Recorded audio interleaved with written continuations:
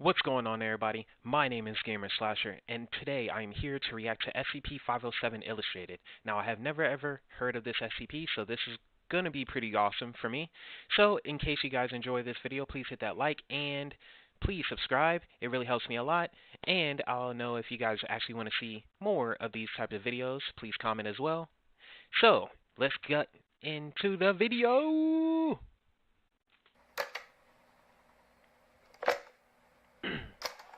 Loading, please stand by.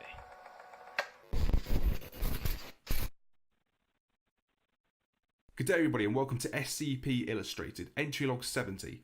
First of all, happy Christmas to you all, I hope you're all having a great day.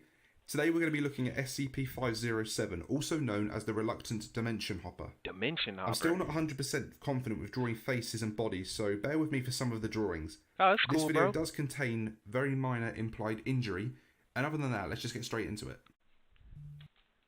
The link is in the original link to the video. The following is in data the release has been description. authorised by the following council members and administration staff.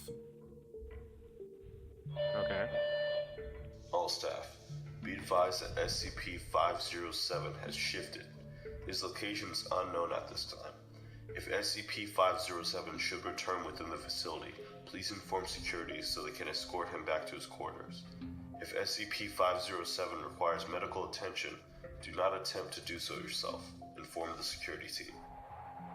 Regardless of his actions, mental state, or physical condition, do not physically touch SCP-507 at any time. Why not? Failure to comply with this instruction may result in displacement and/or death as a Yo. result of SCP-507's anomalous properties. Thank you. You can't even touch this guy or thing. Yo. Description. How do you contain this SCP-507 thing? is a Caucasian male with blonde hair and green eyes, sporting no other outstanding characteristics besides being somewhat overweight and speaking with a vague accent of disputable origin. Although SCP-507 has an already established name due to its unremarkable upbringing, it seems to find entertainment in forcing those it meets to give it a nickname in lieu of divulging this information. Okay. Thus, SCP-507 will now respond to the names Tommy, Steve, Bruto, Guy, Bruto. Houdini, and Grabnot the Destroyer. SCP-507 was originally recovered from the asylum when standard surveillance following repeated successful escape attempts brought its abilities to light. Right. All records of this incident were confiscated, and SCP-507 was taken into custody under the pretense of moving it to a more secure facility. The original theory was that SCP-507 possessed some form of teleportation ability, as it would suddenly disappear and eventually reappear in a different location. Yo, that's hot. Subsequent interviews with the subject to verify that its ability could be used in such a manner, but that it was merely a side effect of its main affliction. SCP-507 holds that during its periods of disappearance, it is actually displaced into a random alternate reality. The landscape generally stays the same, but the inhabitants and climate of the parallel world often do not. SCP-507 also insists that it has no control over the time and duration of these shifts. This has more or less been confirmed by the subject being known to displace at inconvenient times, such as mid-sentence, while sleeping, or even while using on-site public facilities. If SCP-507 moves about in the alternate world, the eventual shift back will then place it at the corresponding area in our own reality. A sample list of SCP-507's descriptions of alternate realities can be found in document 507-00. I gotta check that out. Mentally, SCP-507 shows no large deviations from the psychological profile for a normal person. It has confessed to have always had a great interest in the paranormal and mythological, which has directly led to its eventual permission to interact with relatively harmless SCPs. SCP-507 especially enjoys meeting with other sentient SCPs, once going so far as to request a small vacation to visit SCP-082. 082. The request was eventually granted after persistent pleading from SCP-507, and the meeting was thankfully uneventful. Special containment procedures. Here we go. How do they contain this guy? SCP-507 is allowed free roam of the facility, obviously barring anything that would breach security or safety protocols. So he's just like Radical Anytime Larry, SCP-507 leaves its private quarters, it must be accompanied by an agent, mostly at this point to make sure that it does not shift without the facility's knowledge. So he's pretty much like SCP-106, Radical Larry. Like, he can just phase through solid matter and all that, but instead of solid matter, he just goes through time. Yo, dude, this is freaking cool. I'm liking this. SCP-507 should not be physically touched if there have been more than 2 weeks since its last shift. The risks inherent in disobeying this protocol make the action its own punishment, should the issue of disciplinary measures ever come up. What? When SCP-507 undergoes a shift, faculty will be informed to keep an eye out for its eventual reappearance. It also has a tracking device implanted into it, and a daily signal check should verify whether or not SCP-507 has returned from its trip.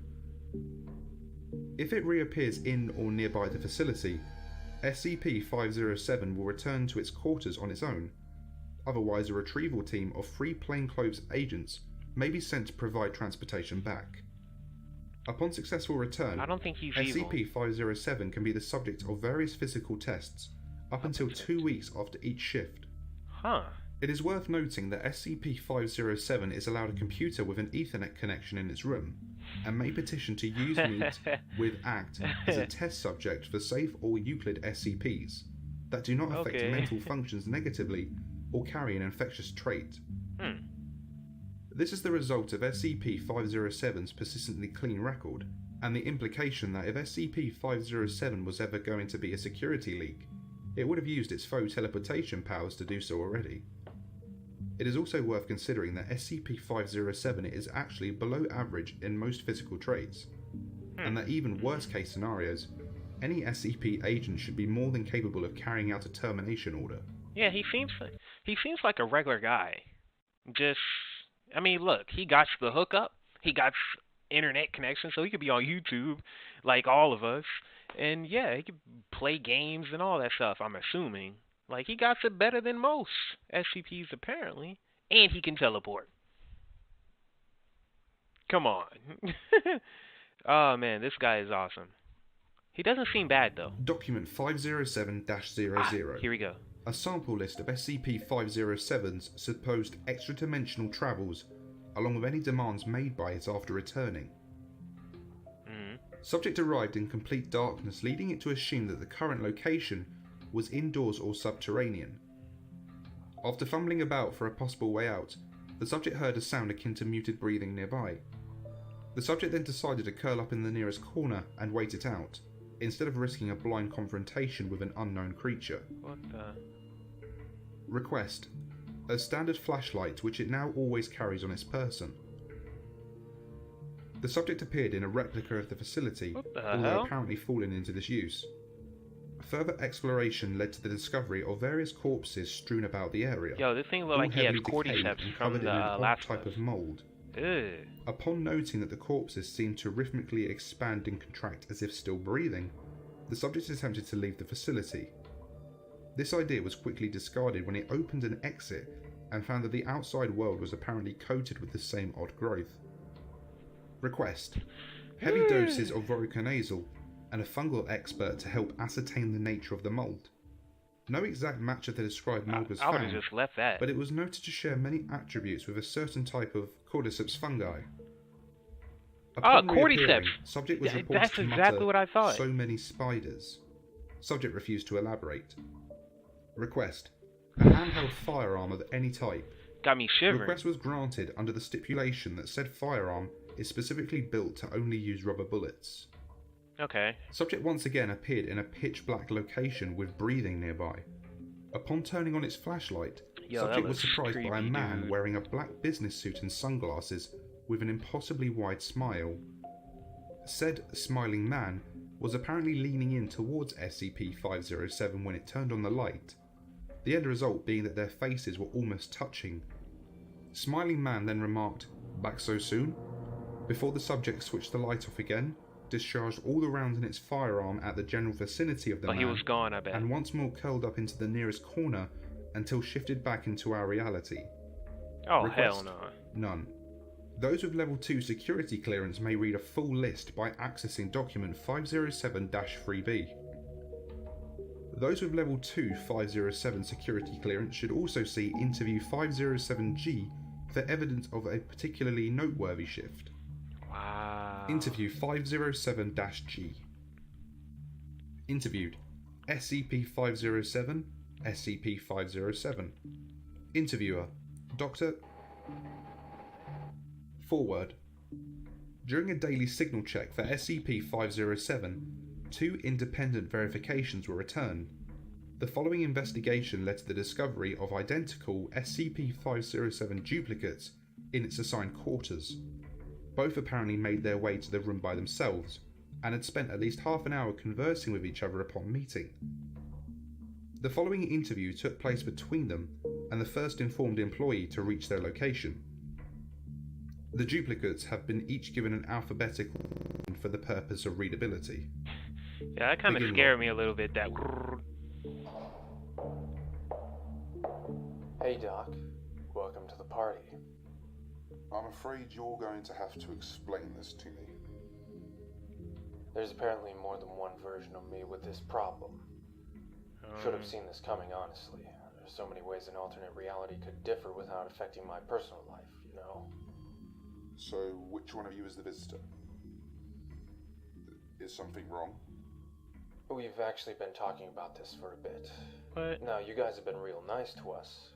More than we might deserve, really.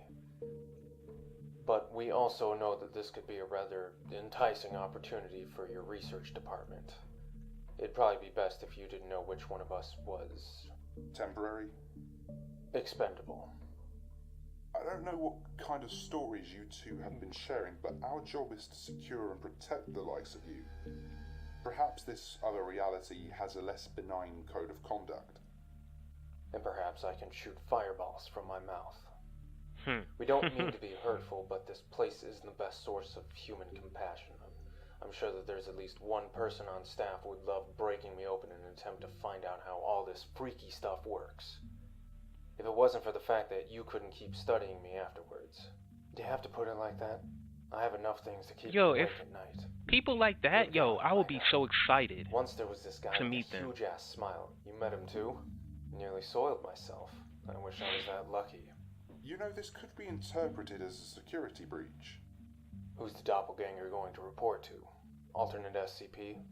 I'm fairly sure there's a better chance of a meteor striking this place than successful cross-dimensional sabotage. I've actually come across at least 3 dimensions where something fell from you're not helping. I rarely do. Anyway, where were we? Wow. Disappears missing is... Now that our visitor has left, I have a question. Alright. Did you two figure out the difference between your realities?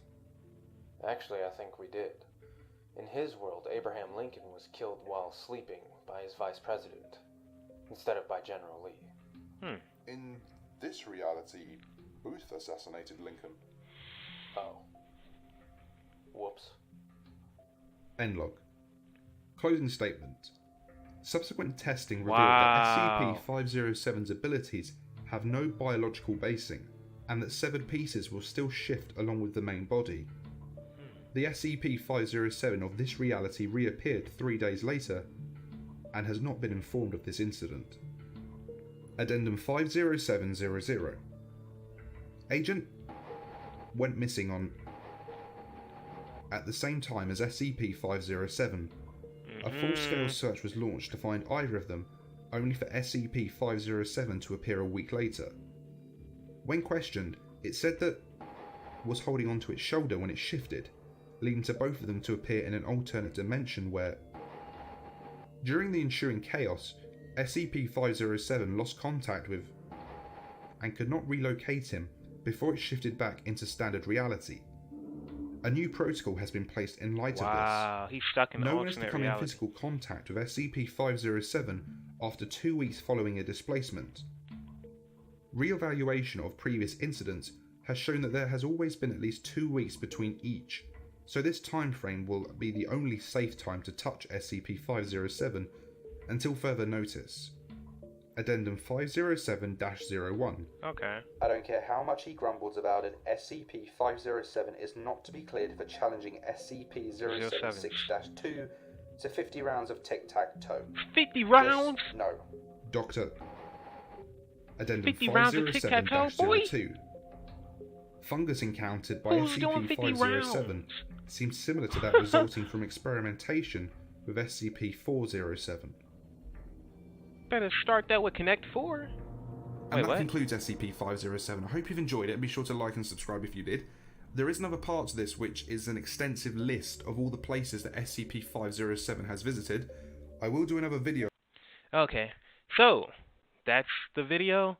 Hopefully you guys enjoyed my reaction to that. Man, this SCP-507, the Dimensional Hopper, seems pretty cool. Seems like a non-violent SCP-106 Radical Larry, if I'm getting that right. Please correct me if I'm wrong. He seems like a pretty much a good version of that. So, yeah, that was pretty cool. So stay tuned to when I react to another SCP or another video. Please hit that like and subscribe button, and I'll see you guys in the next video.